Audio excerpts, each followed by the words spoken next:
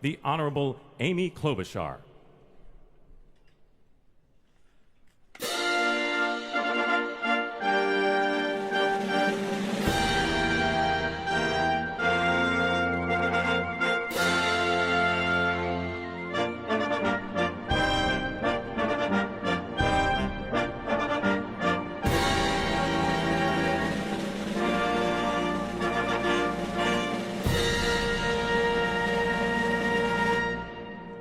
Ladies and gentlemen, the President-elect of the United States, the Honorable Donald John Trump.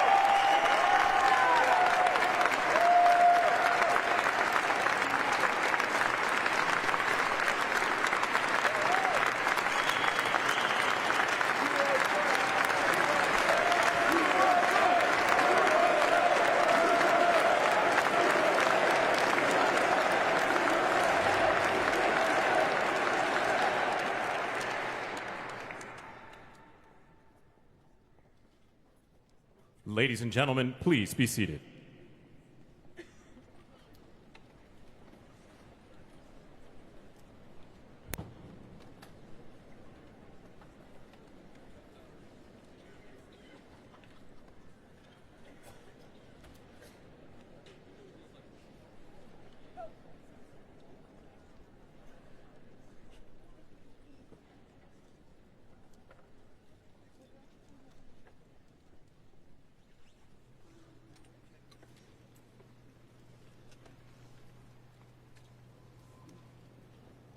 Please welcome the chairwoman of the Joint Congressional Committee on Inaugural Ceremonies, the Honorable Amy Klobuchar.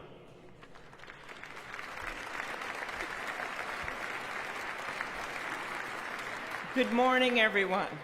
Welcome to the 60th presidential inauguration. Today, President-elect Trump and Vice President-elect Vance will take their oaths of office, and we will witness the peaceful transfer of power at the heart of our democracy.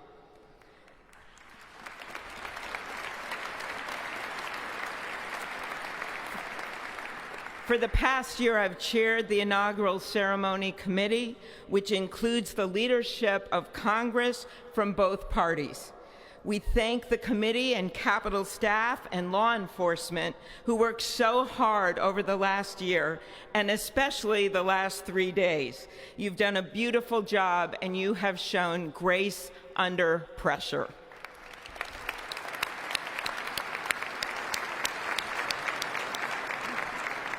Our theme this year is our enduring democracy.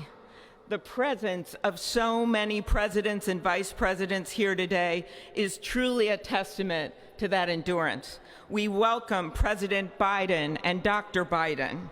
We welcome Vice President Harris and Doug Emhoff, President Obama, President Clinton and Secretary Clinton, President Bush and Laura Bush, Vice President Pence, Vice President Quayle and Marilyn Quayle.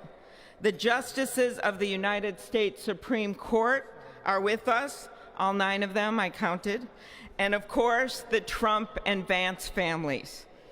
This ceremony marks what will soon be 250 years of our democracy. It is the moment when leaders, elevated by the will of the people, promise to be faithful to our Constitution, to cherish and defend it. It is the moment when they become, as we all should be, the guardians of our country. Through war and peace, through adversity and prosperity, we hold this inauguration every 4 years, and today it falls on Martin Luther King Day, a further reminder that we must strive to uphold the values enshrined in our Constitution, the freedoms, the liberties, and, as is inscribed on the entrance of the United States Supreme Court, equal justice under law.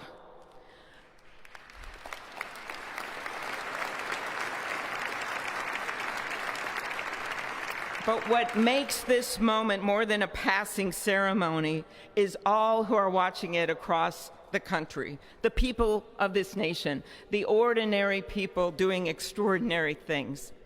President Kennedy, who at one point worked as a senator in this building and would often walk through this very rotunda, once said, "In a democracy, every citizen, regardless of interest in politics, holds office.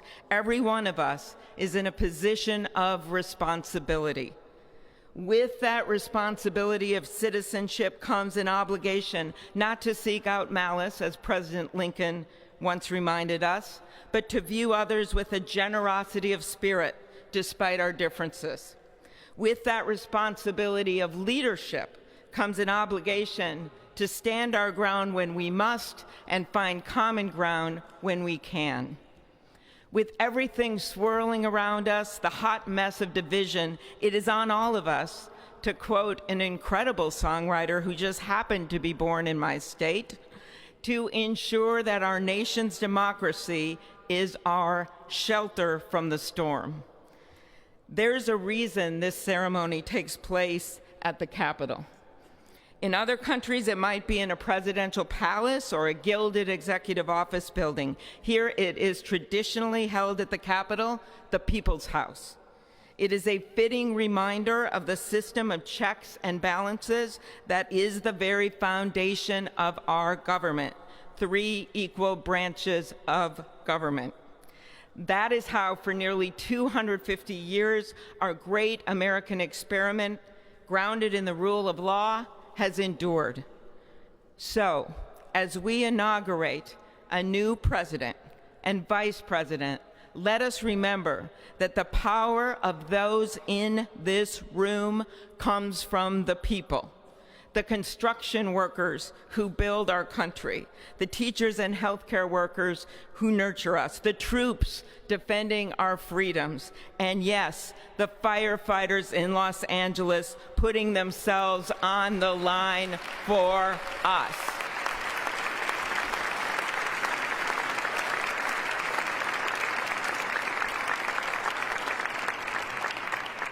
Our democracy's strength and grit must match theirs.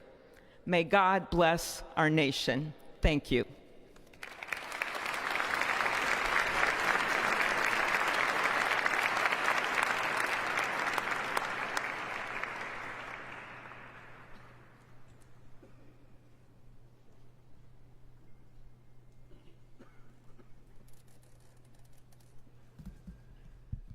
Good afternoon.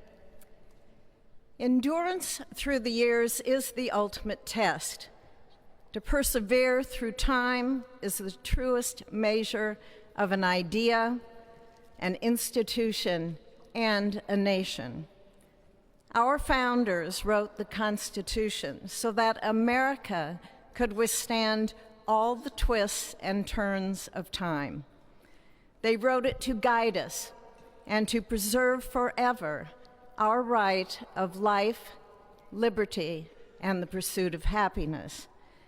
But as much as the truths and principles enshrined in our Constitution remain the same, our democracy promises the American people the power to change, to chart their own destiny. That's the beauty. That is the importance of democracy. It allows the endurance, the permanence of a nation through change. It allows nations like our United States both to avoid the obstacles and to seize the opportunities God has placed before us, all while staying true to our founding principles. Today is our country's 60th inauguration ceremony. Like all the others before it, it is a celebration of our right to set our uniquely American course. The past several years have been trying at times for many, many Americans, and also for the nations of the free world that we humbly strive to lead. In November, Americans chose again to steer this nation towards greatness, the secure, safe, and prosperous future that our founders envisioned for all of us. And today, we celebrate not only their decision to do so, but also the simple right and wisdom of a free people to make their own choice so that their nation might endure. And now, allow me to welcome Archbishop Timothy Dolan and Reverend Franklin Graham, who will deliver our invocation. Please rise.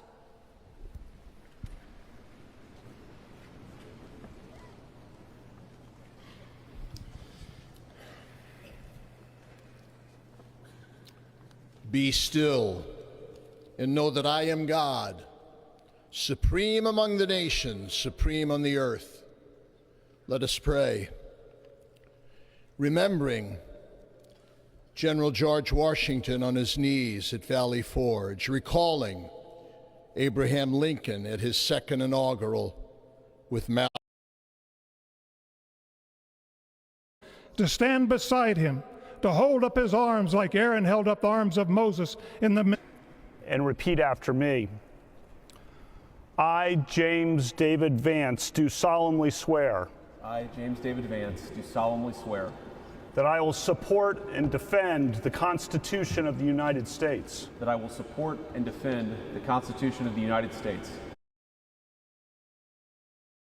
Against all enemies, foreign and domestic. against all enemies, foreign and domestic, That I will bear true faith that I will bear true faith and allegiance to the same. and allegiance to the same, That I take this obligation freely, that I take this obligation freely without any mental reservation without any mental reservation or purpose of evasion. or purpose of evasion, And that I will well and faithfully discharge and that I will well and faithfully discharge the duties of the office the duties of the office on which I am about to enter. on which I am about to enter.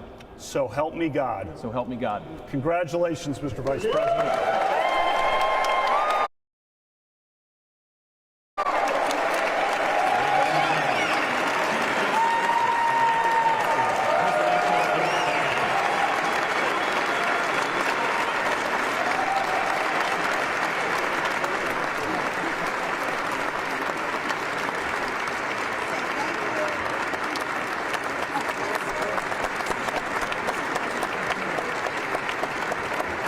Ladies and gentlemen, please welcome Chief Justice Roberts to administer the presidential oath of office.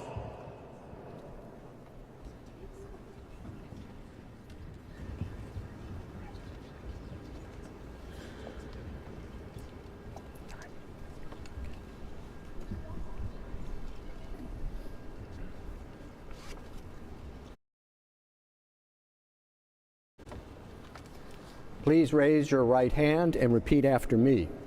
I, Donald John Trump, do solemnly swear I, Donald John Trump, do solemnly swear that I will faithfully execute that I will faithfully execute the office of President of the United States the office of President of the United States and will, to the best of my ability, and will, to the best of my ability, preserve, protect, and defend preserve, protect, and defend the Constitution of the United States. the Constitution of the United States. So help me God. So help me God. Congratulations, Mr. President.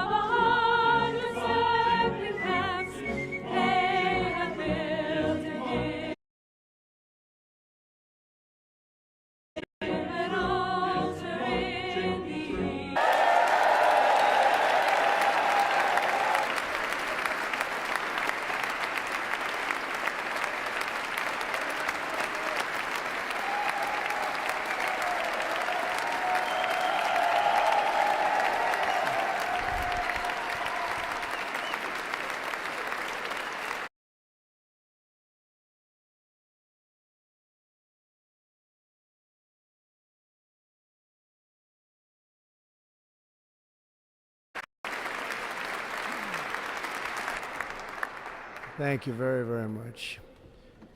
Vice President Vance, Speaker Johnson, Senator Thune, Chief Justice Roberts, Justices of the United States Supreme Court, President Clinton, President Bush, President Obama, Vice President Harris, and my fellow citizens. The golden age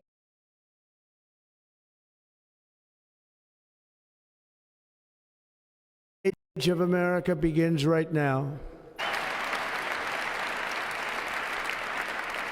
Our country will flourish and be respected again all over the world. The envy of every nation, and we will not allow ourselves to be taken advantage of any longer. During every single day of the Trump administration, I will very simply put America first.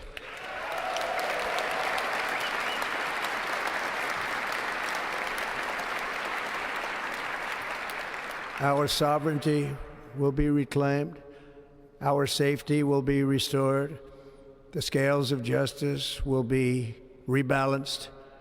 The vicious, violent, and unfair weaponization of the Justice Department and our government will end.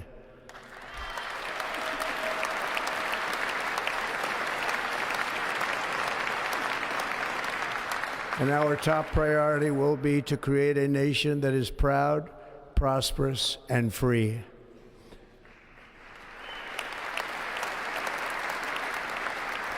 America will soon be greater, stronger, and far more exceptional than ever before. I return to the presidency confident and optimistic that we are at the start of a thrilling new era of national success. A tide of change is sweeping the country, sunlight is pouring over the entire world, and America has the chance to seize this opportunity like never before. But first, we must be honest about the challenges we face. While they are plentiful, they will be annihilated by this great momentum that the world is now witnessing in the United States of America. As we gather today, our government confronts a crisis of trust. For many years, a radical and corrupt establishment has extracted power and wealth from our citizens while the pillars of our society lay broken and seemingly in complete disrepair. We now have a government that cannot manage even a simple crisis at home, while at the same time stumbling into a continuing catalog of catastrophic events abroad. It fails to protect our magnificent, law-abiding American citizens, but provides sanctuary and protection for dangerous criminals, many from prisons and mental institutions that have illegally entered our country from all over the world. We have a government that has given unlimited funding to the defense of foreign borders, but refuses to defend American borders or, more importantly, its own people. Our country can no longer deliver basic services in times of emergency, as recently shown by the wonderful people of North Carolina, been treated so badly.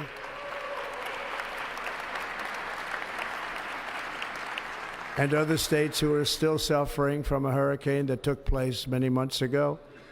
Or more recently, Los Angeles, where we're watching fires still tragically burn from weeks ago without even a token of defense. They're raging through the houses and communities, even affecting some of the wealthiest and most powerful individuals in our country, some of whom are sitting here right now. They don't have a home any longer. That's interesting. But we can't let this happen. Everyone is unable to do anything about it. That's going to change. We have a public health system that does not deliver in times of disaster, yet more money is spent on it than any country anywhere in the world. And we have an education system that teaches our children to be ashamed of themselves in many cases, to hate our country despite the love that we try so desperately to provide to them. All of this will change starting today, and it will change very quickly.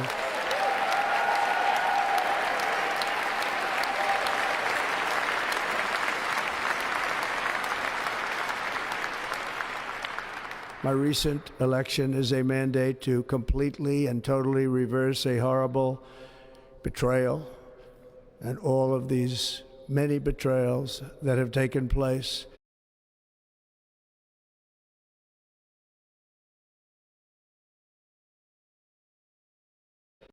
And to give the people back their faith. This moment on, America's decline is over.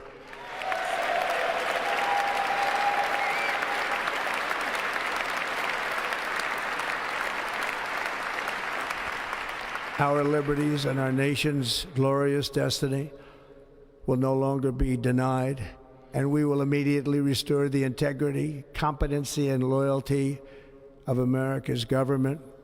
Over the past 8 years, I have been tested and challenged more than any president in our 250-year history, and I've learned a lot along the way. The journey to reclaim our republic has not been an easy one, that I can tell you. Those who wish to stop our cause have tried to take my freedom and indeed to take my life. Just a few months ago in a beautiful Pennsylvania field, an assassin's bullet ripped through my ear. But I felt then, and believe even more so now, that my life was saved for a reason. I was saved by God to make America great again.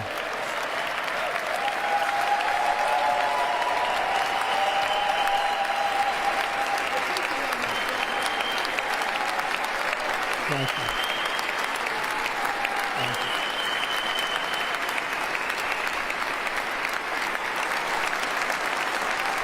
Thank you very much.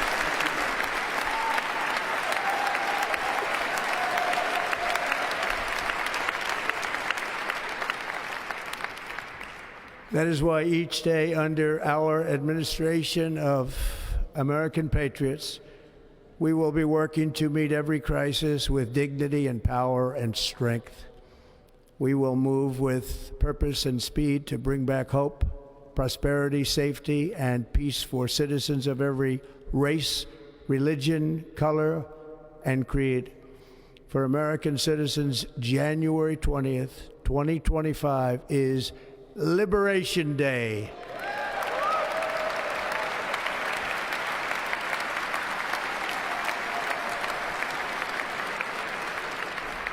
It is my hope that our recent presidential election will be remembered as the greatest and most consequential election in the history